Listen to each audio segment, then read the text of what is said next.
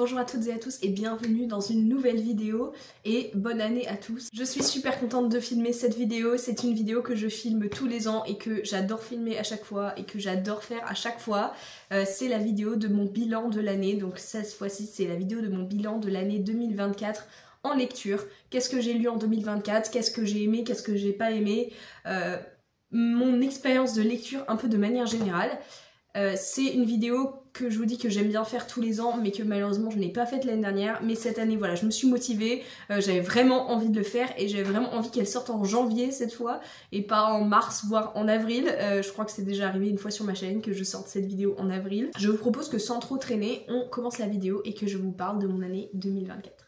D'abord il faut savoir que j'ai un peu changé mon système de comptage de livres.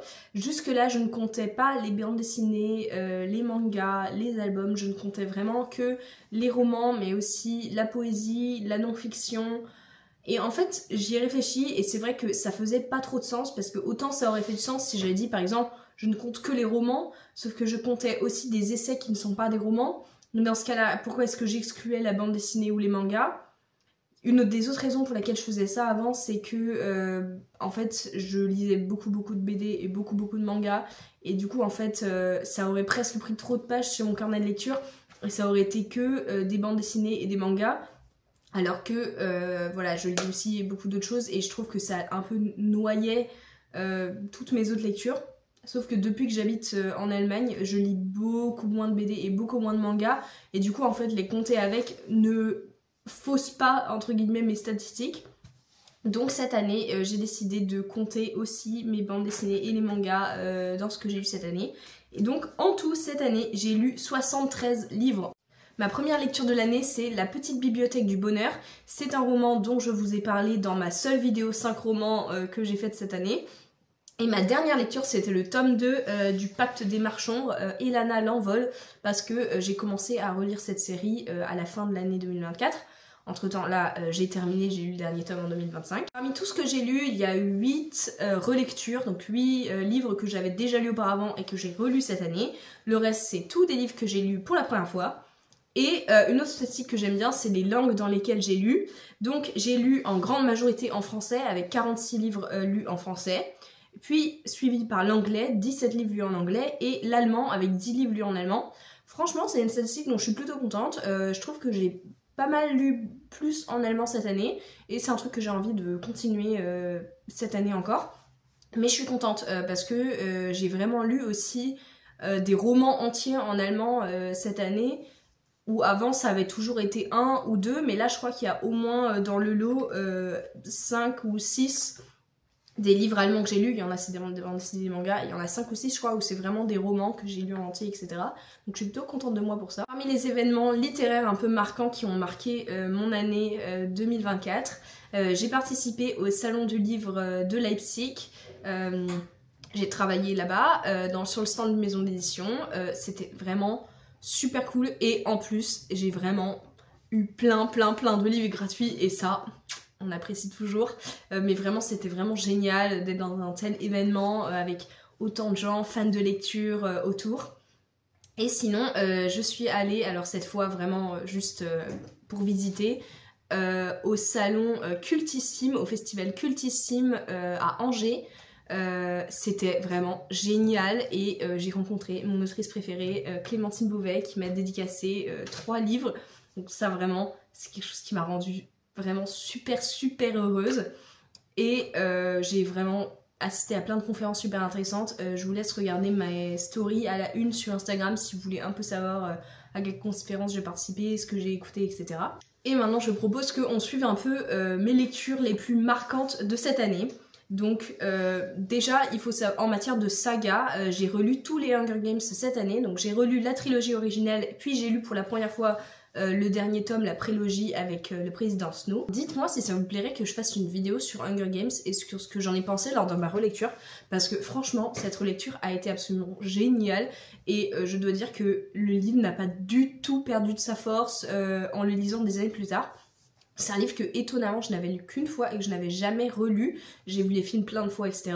Mais c'est vraiment une trilogie de romans qui m'a marqué énormément, comme beaucoup de personnes je pense, mais qui m'ont marqué au point que je me souvenais de détails du livre qui sont pas dans les films, mais vraiment des années après, même sans avoir relu les livres. Et voilà, et j'ai relu les livres et vraiment c'était toujours aussi bien, toujours aussi percutant, toujours aussi bien écrit. Je peux pas trop en dire la même chose du prequel, le chant du serpent et de l'oiseau moqueur, si je dis pas de bêtises. Vraiment, là, pour le coup, c'est vraiment... Je sais que tout le monde a adoré, tout le monde a dit « Waouh, Susan Collins, elle écrit toujours aussi bien, c'est toujours aussi percutant, etc. » Et franchement, j'ai trouvé que cette préquelle, c'était vraiment, vraiment un de ces préquels qui sont faits pour juste un peu capitaliser plus sur l'histoire. Je trouvais que ça n'apportait absolument rien. Comment est-ce que le méchant qui était déjà méchant est devenu encore plus méchant? Pour être honnête, je m'en fiche un peu, et j'ai trouvé les personnages vraiment... Alors, bah évidemment, Snow, insupportable, mais bon, c'est le méchant, il est là pour être insupportable, d'accord? Mais même Lucy Gray était insupportable. Vraiment, non, cette histoire m'a pas du tout touchée, donc j'ai pas trop compris les gens qui disaient que c'était extraordinaire. Mais je suis contente d'avoir lu, et je suis très contente d'avoir relu la trilogie originale. Petit aparté, la raison pour laquelle ma voix est cassée et pour laquelle j'ai les yeux rougeoyants n'est pas que je suis triste et que j'ai envie de pleurer, mais j'ai un gros rhume et vous ne l'entendez pas, mais je passe mon temps entre mes prises à tousser, c'est vraiment super. Donc je fais de mon mieux pour pas que vous ayez à surveiller ça. Ensuite, j'ai commencé la série Le Prince Cruel de Holly Black. Donc j'ai lu le tome 1 seulement, Le Prince Cruel, et je dois dire que vraiment, ça m'a vraiment plu. Et je suis étonnée parce que vu la hype autour, etc., je m'attendais vraiment à être un peu déçue, à avoir l'esprit un peu mitigé. Et en fait, non, vraiment, j'ai trouvé ce premier tome impeccable. J'ai trouvé l'univers super intéressant. Enfin, vraiment, ça sort un peu de la fantaisie habituelle qu'on a l'habitude de lire. J'ai trouvé les personnages vraiment ultra bien écrits, en profondeur, etc. J'ai vraiment hâte de lire la suite. Je l'ai toujours pas fait, mais c'est dans mes plans pour 2025. J'ai lu In the Dream House de Carmen Maria Machado. C'est un récit autobiographique où l'autrice raconte son histoire toxique qu'elle a eue avec une ex, avec sa petite amie de l'époque, et comment cette relation était vraiment ultra malsaine, ultra étouffante, ultra oppressante, et comment elle s'en est sortie. Et en fait, ce que j'ai adoré, c'est vraiment comment était écrite cette histoire. C'est divisé en chapitres. Il y a des moments vraiment de la poésie, il y a des moments c'est des chansons, il y a des moments ça va être vraiment de la narration assez classique. Parfois on va essayer de nous expliquer les choses à travers des titres de romans, on va voir la situation à travers les yeux d'autres personnages, etc. Enfin voilà, c'est pour ça que je le classerais plus dans la catégorie vraiment autofiction, même si je l'ai mis dans mon comptage, je l'ai mis quand même dans les autobiographies parce que c'est quand même une autobiographie, c'est vraiment l'histoire de l'autrice, c'est vraiment raconté à la première personne, etc. Mais voilà, elle met vraiment en scène cette histoire de manière que j'ai trouvé vraiment ultra intéressante et ultra percutante, et je pense que c'est un des meilleurs livres que j'ai lu cette année. Ensuite, j'ai commencé aussi la fameuse série de Michael McDowell, Blackwater. Alors j'ai lu le tome 1 et vraiment je l'ai adoré, j'ai trouvé ça vraiment génial du début à la fin. Je comprends vraiment pas les critiques, les gens qui disent oui, il est bien, mais il est vraiment un peu lent ce livre, voilà, c'est vraiment très introductif, accrochez-vous, parce qu'il faut que vous ayez à la suite, etc. Je me dis, mais ça, c'est introductif, mais comment est-ce que le reste de la saga va être? Et j'ai toujours pas pris le temps de lire la suite, mais vraiment, le tome 1 m'a vraiment marqué, et j'ai vraiment beaucoup aimé, donc je pense que je vais aimer d'autant plus la suite. Mes lectures les plus marquantes de l'année, c'est Pour le droit de vote dès la naissance de Clémentine Beauvais. C'est un tout petit essai sous la forme d'un tract Gallimard, donc c'est vraiment quelques pages, c'est vraiment pas long du tout, c'est une trentaine de pages je crois, où Clémentine Beauvais explique, voilà, pourquoi est-ce qu'on devrait en fait donner le droit de vote dès la naissance. Et en fait, elle explique absolument tout, c'est-à-dire que vous allez ouvrir ce livre, sûrement comme moi, en vous disant « Ah oui, tu vois, marrant, j'ai jamais entendu parler de ça, un peu n'importe quoi quand même, puis les bébés, ils vont pas voter les bébés, voilà ». Ça, c'est moi avant la lecture de ce livre. Et vous allez fermer ce livre et vous allez faire pourquoi est-ce que les enfants n'ont pas le droit de vote, point par point, avec évidemment la plume extraordinaire de Clémentine Beauvais. Elle sait écrire, elle sait bien écrire, ça c'est pas une question. Et en fait, avec sa plume, elle va réussir vraiment, avec humour toujours, elle va prendre point par point, par point, par point, par point, tous les arguments qu'on pourrait opposer au fait de donner le droit de vote dès la naissance, et elle fait un plaidoyer qui est absolument j'ai envie de dire presque imparable.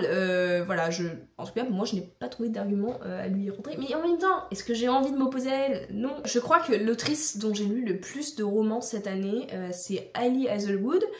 Parce que d'elle, cette année, j'ai lu Checkmate, Bride et Not in Love. Et je dois dire que 2 parmi ces 3 lectures ont été vraiment bonnes, Bride et Checkmate. Checkmate, je l'ai vraiment trouvé sympa, c'est vraiment une lecture d'ado vraiment sympa, bien écrit, ça change un peu de ce qu'elle écrit d'habitude et vraiment je l'ai beaucoup aimé.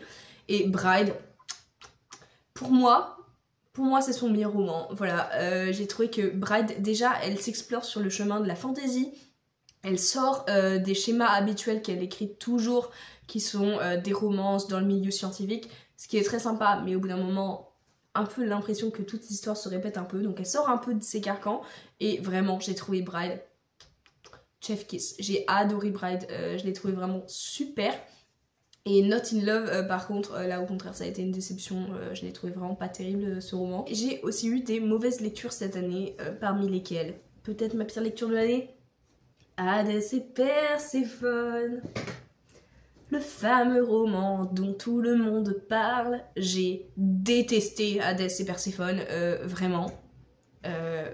J'en dis pas plus parce que il y a peut-être une vidéo qui va venir cette année où je vais en plus en parler, mais vraiment Hadès et Perséphone, c'était pas possible. Et puis décembre, la période a été un peu difficile, j'avais vraiment beaucoup travaillé, etc. Et j'étais vraiment dans une grosse panne de lecture. Vraiment, je n'arrivais pas à lire. J'ai commencé à lire La grosse pavasse que vous voyez là, le Priori de l'Oranger. Et en fait, ça m'a vraiment un peu bloquée. Et vraiment, je n'arrivais pas à lire, etc. Et c'est là que mon amie, Les Pieds sur la Lune, vous la connaissez, elle est trop bien, m'a offert d'occasion les tomes de Elana, donc du Pacte des Marchands de Pierre Bottero. Série que j'adore, j'ai déjà parlé de cette série plein de fois sur cette chaîne, j'ai l'impression. Et en fait, c'est des romans vraiment pour moi doudou. Et ça m'a fait vraiment trop plaisir de relire cette trilogie. Et ça m'a vraiment remis dans la lecture. Et c'était vraiment super. Je pense, pour résumer mon année 2024 en matière de lecture, je dois dire que même si j'ai eu des bonnes lectures, même si au final, j'ai pas lu aussi peu que ça, en fait, j'en garde quand même pas un si bon souvenir en année, en tant que vraiment année juste au niveau de la lecture. Déjà, j'ai vraiment eu le sentiment que je lisais pas du tout. Alors que en soi, quand on voit justement combien j'ai lu, etc., c'est faux. En fait, j'ai lu, j'ai même lu un nombre tout à fait respectable de livres, quand ça fait à peu près plus d'un livre par semaine, je crois, donc voilà, c'est tout à fait honorable. Voilà, j'ai eu des bonnes lectures, j'ai eu des lectures qui m'ont beaucoup plu et tout.